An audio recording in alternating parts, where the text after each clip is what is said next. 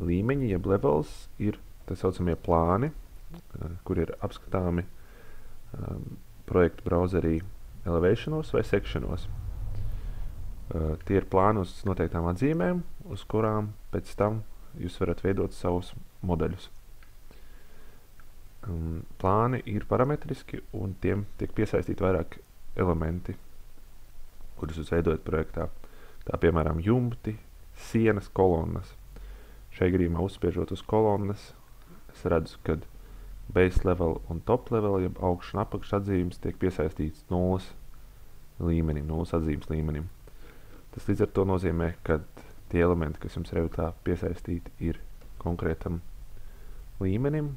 Ja jūs mainat šī līmeņa augstumu, automātiski mainās arī piesaistīto elementu augstuma atzīmes.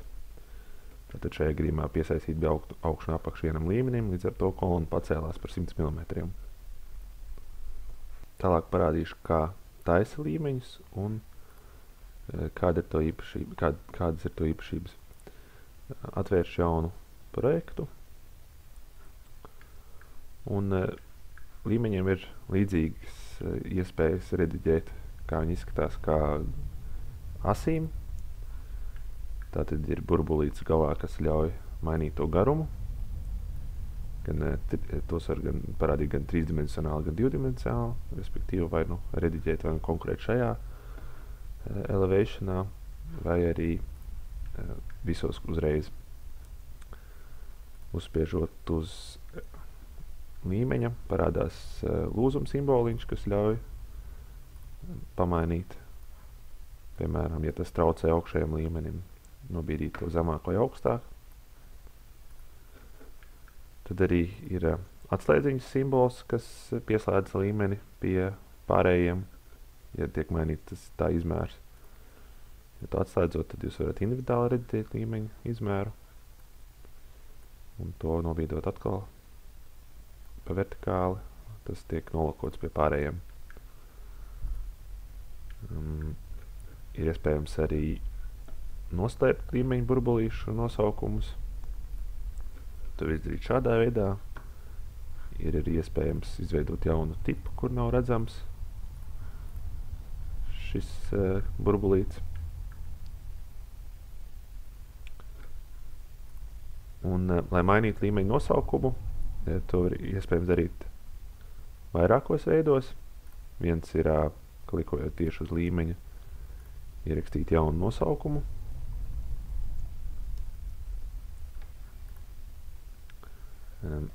Nevienmēr, bet parādās šāda opcija, kas ļauj nomainīt šo nosaukumu visur, kur viņš parādās, respektīvi gan griezumos un elevationos, gan arī nomainīt nosaukumu floor plānam. Tas ir grīdas plānam, jeb šī līmeņa plānam konkrēti. Mēs paskatīsimies šeit, tad šis nosaukums nomainījās uz to, ko es ievadīju. Otrs veids no nosaukumu mainīt ir arī šeit, project browserī. Tieši tāds pats princips, rename, un tiek ievadīts jauns nosaukums.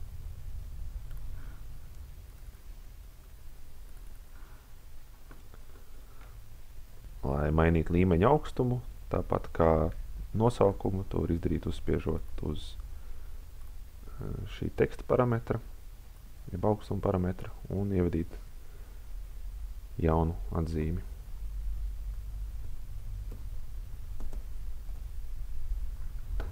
Iespējams to darīt arī ar komandu move.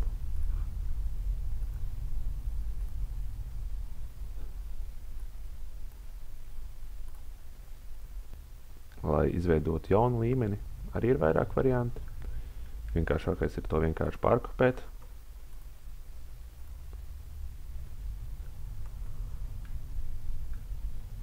Kā redzams, ja ir melns burbulīts, tas nozīmē, ka šis līmenis ir tikai redzams griezumos vai elevationos.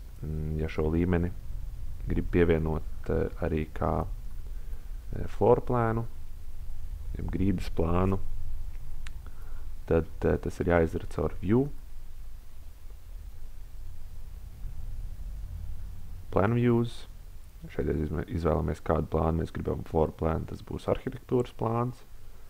Reflecting ceiling plan arī pie arhitektūras, griestu plāns, structural plan, konstrukcija plāns un laukuma plāns arī priekš arhitektūras. Structural plan parādās līmenis, kurš mums nav.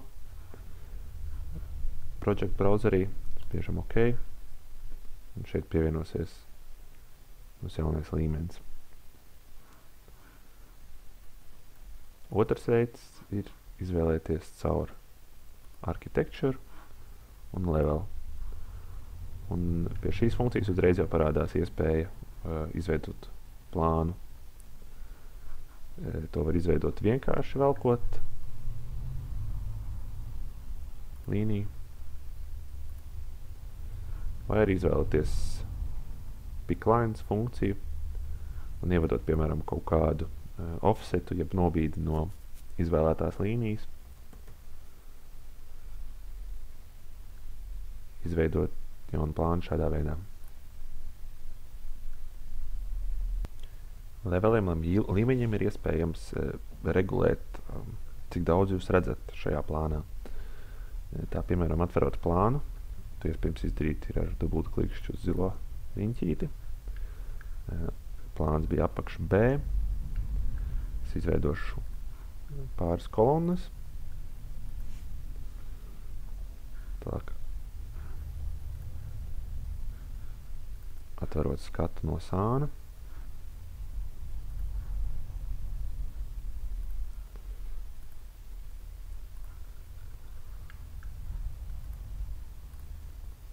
Redzam, ka kolona nozīmējās no līmeņa apakš B līdz zemes līmenim.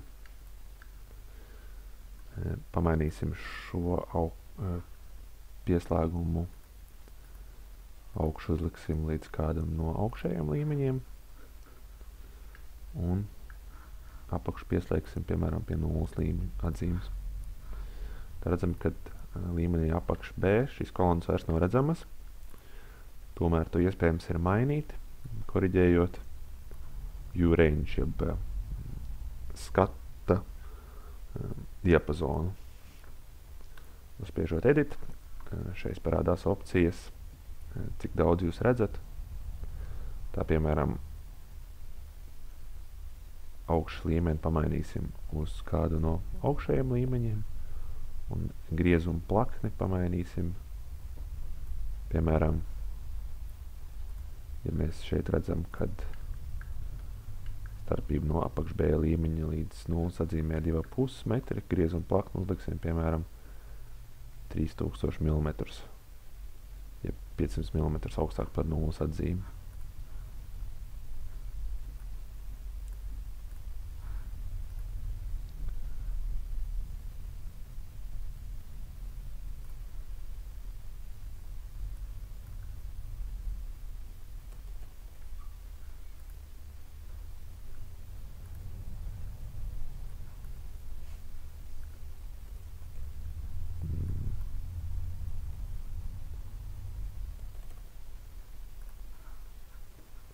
Un redzat, sakarā ar to, kad nomainījās griezuma pakne šiem līmenim, tad kolonas parādās